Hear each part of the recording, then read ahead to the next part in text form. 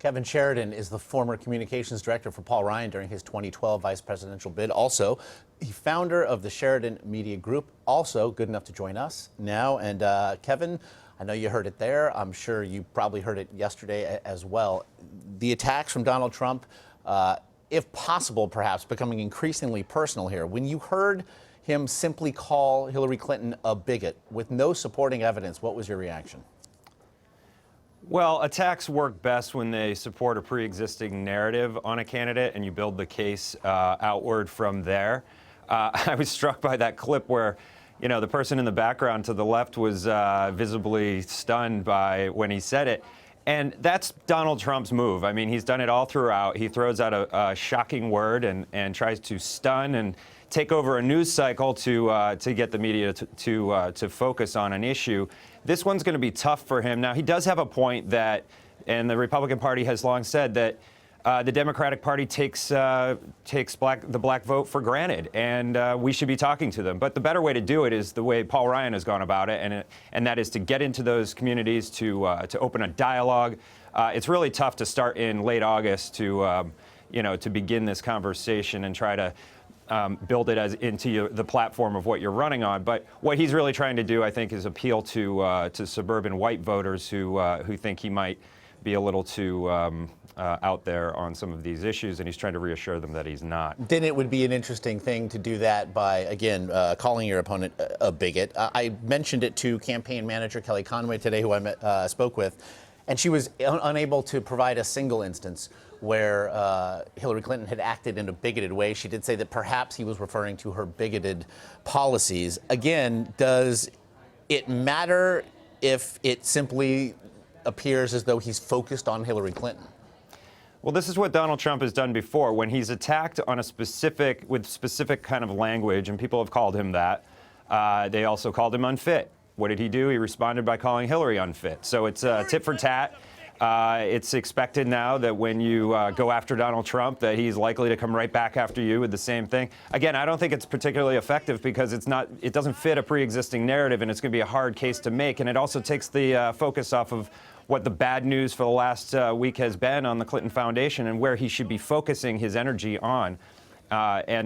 Anytime he's not talking about that, it's probably a lost news cycle. Is it then perhaps fair to see it as a preemptory strike of sorts? Again, we know that Hillary Clinton this afternoon will be looking to connect Donald Trump to the alt-right movement. She has called it a hate movement that he has taken mainstream. Is this a preemptory strike? And really, what do you make of that connection that she's making?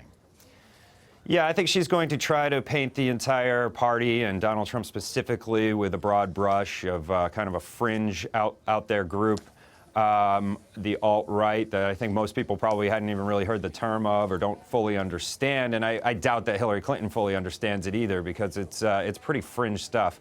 Now, by bringing in Bannon onto his team, making him the CEO of his campaign, Trump has opened up a line of attack that, anything that Breitbart has put up on the site, on his kind of, controversial site, that could be, now Donald Trump owns that. Donald Trump has played around in this space somewhat already, so it's not totally new, but let's see what she has to say about it and whether or not she can actually make alt-right stick to the Republican Party and to Trump. You mentioned the issues regarding the Clinton Foundation and how it has now conflated with her burgeoning email scandal. It had been something that had kept Donald Trump on message for 3 days or so.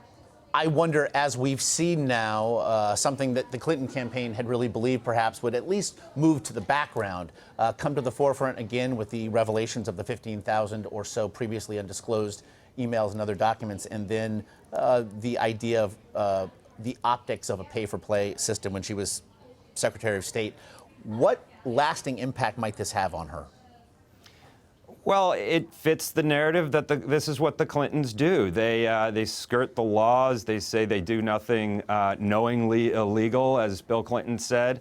But they set up an entire foundation when they didn't need to, where put them in contact with billionaire donors and all sorts of foreign governments that have all sorts of issues before the State Department, with overlapping responsibilities and issues.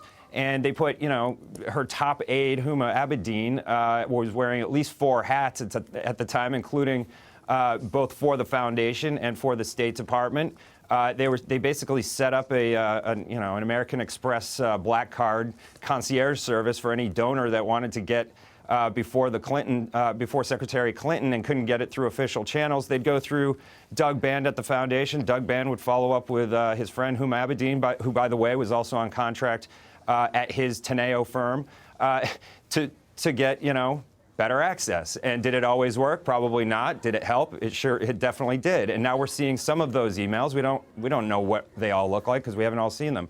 But it certainly it looks like pay to play, and Donald Trump should be making that case every day. It does look like that to many, and I wonder. It has also raised, and you referred to it there briefly, the ideas of access and influence, and where one becomes the other, because the campaign and the State Department has said there is no evidence to suggest that any policy was impacted by any of these meetings.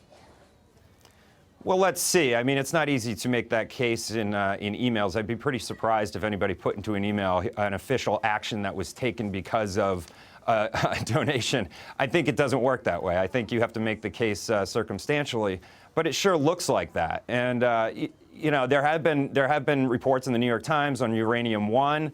And it's not just the foundation; it's also Bill Clinton's speeches. He was, as soon as Hillary Clinton became Secretary of State, his speech fee suddenly went from $250 to $500 to $750 in some cases, $1,000 per speech. Now, what were they buying with those speeches? Sure, Bill Clinton gives a good speech, but that wasn't what it was about. We all know that many of these people are the same donors that were giving to the foundation, also wanted access to the State Department. They wanted to keep in good graces with a potential future president of the United States, and they did that. And I think if you got any of them candidly, that's what they would tell you they were doing. Obviously, that's what it was for.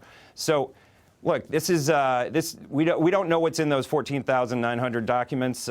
We'll see if there's more to come on this. I suspect there will be. And the Clinton Foundation has already said they're not going to shut down donations to the foundation from foreign governments and big corporations between now and Inauguration Day. So you've got 151 days or so to get your last donations in. And 151 days of news to discuss with you. As always, your insights very much appreciated. Kevin Sheridan, we appreciate it. Thanks. Thanks.